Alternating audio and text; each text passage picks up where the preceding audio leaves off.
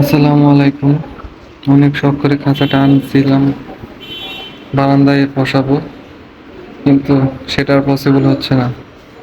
কারণ এই যে আমার বারান্দার দরজায় এখান দিয়ে আমার এই খাঁচাটা আমি বারান্দাতে নিতে পারতেছি না।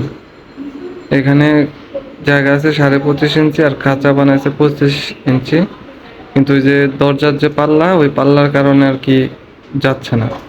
তো যদি 24 ইঞ্চি খাঁচাটা আমি বানাইতে বলছিলাম, 24 48, যদি 24 হইতো তাহলে ইজিলি খাঁচাটা আমি ঢুকাইতে পারতাম। বর্তমানে বারান্দার যে খাঁচাটা আছে সেটা 23 ইঞ্চি আছে। তো ওইটা আমার ঢুকাইতে বের করতে কোনো প্রবলেম হয় না, এই কারণে আমি 24-এর কথা বলছিলাম যে এটাও ইজিলি তাহলে আমি ঢুকাইতে পারবো, বের করতে পারবো। কিন্তু 25 ইঞ্চি হওয়ার কারণে এই খাঁচাটাকে আর আমি বারান্দায় নিতে পারতেছি না, ওই দরজার পাল্লার সাথে আটকা যায়। এখন কি আর করার, বাধ্য হয়ে আমি আমার বেডরুমে এখানে আপাতত রাখছি খাঁচাটাতে। তো খাঁচার এই মাথা থেকে ওই মাথা পর্যন্ত সে 49 ইঞ্চি, এখানেও 1 ইঞ্চি বেশি করছে। আবার আপনার এই যে এই সাইড থেকে এইখান থেকে এটা পর্যন্ত, এই রড পর্যন্ত আছে 25 ইঞ্চি। এখানে আমি বলছিলাম 24 ইঞ্চি, ওই দুই সাইডে দুইটা রড দিছে, এই কারণে হাফ ইঞ্চি বাইরে যায় 25 ইঞ্চি হয়েছে। তো এইটা নিয়ে ওনার সাথে অনেক কথাবার্তা হয়েছে। উনি বলতেছে যে আমি ওনারে ভিতরে ভিতরে মাপ বলি নেই, মানে 24 বলছি, ওনারা এইভাবে কাজ করে, 24 হলে বাইরে 1 ইঞ্চি বাইরে যায়, নানান কথাবার্তা। আর এইখানে লোকাল লোকাল কিছু লোকজন নিয়ে আসছিলাম, এটা দেখাইছি যে এইভাবে কাইটা দিবে 2 ইঞ্চি, যাতে বারান্দায় আমি ইজিলি নিতে পারি খাঁচাটা। সেক্ষেত্রে ওনারা যে টাকা ডিমান্ড করতেছে সেই টাকা দিয়ে আমি 4 খোপের খাঁচার একটা বানাইতে পারবো। এই কারণে আমি আর কি খাঁচাটা কাটি নাই, না কেটে আমি আপাতত এইভাবে রাখছি, আর কবুতর গুলাও খাঁচাতে উঠাই ফেলছি। কারণ এত টাকা দিয়ে খাঁচা বানাইছি, প্রায় আপনার খাঁচা খরচ হয়ে গেছে আমার অনেক, ট্রে সহ, প্লাস্টিকের ট্রে, এগুলো সে অনেক খরচ হয়ে গেছে। এখন আবার আমি যদি এই খাঁচার পিছনে আবার 6-7 হাজার টাকা খরচ করি, তাহলে তো আমার অবস্থা হালুয়া টাইট হয়ে যাবে। এমনি হালুয়া টাইট হয়ে গেছে অলরেডি এই খাঁচার কারণে।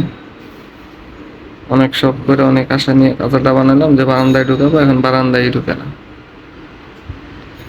তাই হোক, কি আর করার, খাঁচাগুলো আপাতত যেটা যেখানে আছে ওইখানেই থাকবে, বারান্দা যেটা আছে ওইটা ওইখানেই থাকবে, আর পিছনে বারান্দার দিকে খাঁচা যেটা ওইটা ওইখানেই থাকবে, কারণ কোনোটাই কোনো জায়গায় মুভ করাইতে পারবো না। মাঝখান থেকে এই খাঁচাটা নিয়ে অনেক প্যারার মধ্যে পড়ে গেলাম।